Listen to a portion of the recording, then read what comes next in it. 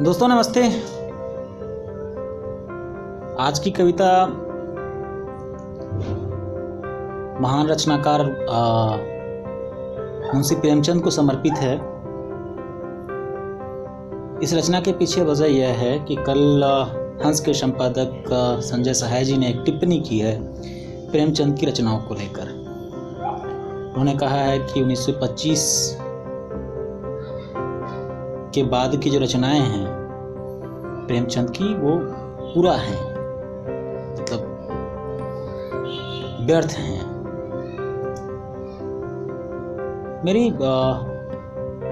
मैं उनके इस कथन का विरोध करता हूं और मेरी ये कविता इसी विरोध का परिचायक है। मैंने लिखा है, हाँ, अतीत के पन्नों से मैं आपका प्रेमचंद ही बोल रहा हूँ। हाँ, अतीत के पन्नों से मैं आपका प्रेमचंद ही बोल रहा हूँ। कुछ बातें शेष रह गई थी शायद, कुछ बातें शेष रह गई थी शायद, वक्त की वही गठरी फिर खोल रहा हूँ। अब आपसे क्या कहूँ और क्यों कहूँ, अब आपसे क्या कहूँ और क्यों कहूँ, जब इतना कुछ लिख गया हूँ मैं।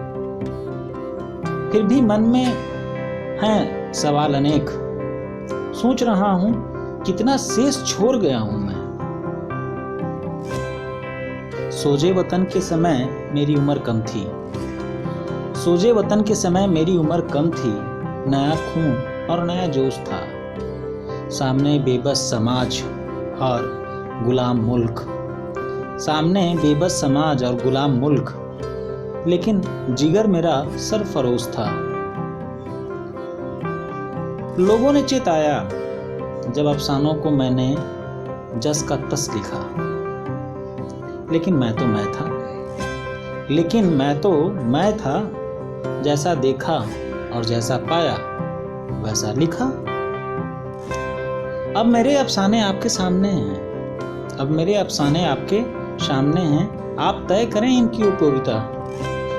मेरे अफसाने अब आपके सामने हैं, आप तय करें इनकी उपयोगिता।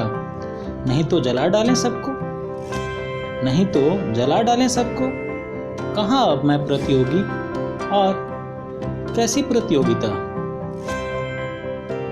अब मेरे अफसाने आपके सामने हैं, आप तय करें इनकी उपयोगिता।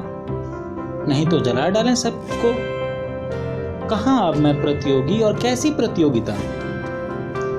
मुझे कबूल है मेरा अपराध कि वह वंशीधर और पंडित आलोपी दिन मैं ही था।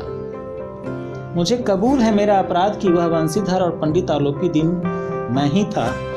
गोदान का होरी और हीरा मोती, गोदान का होरी और वह हीरा मोती। शतरंज के लिए मुल्क हारने वाला बादशाह भी मैं ही था। शतरंज के लिए मुल्क हारने वाला वह बादशाह भी मैं ही था।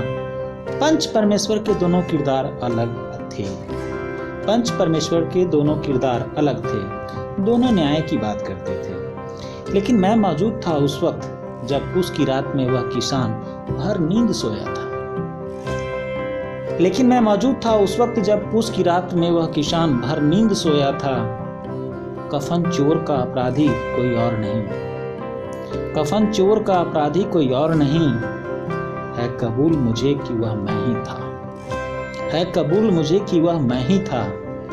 फिर नन्हे हामिद से लोहे का चिमटा खरीदवाने वाला वह गुनाहगार भी मैं ही था, वह गुनाहगार भी मैं ही था।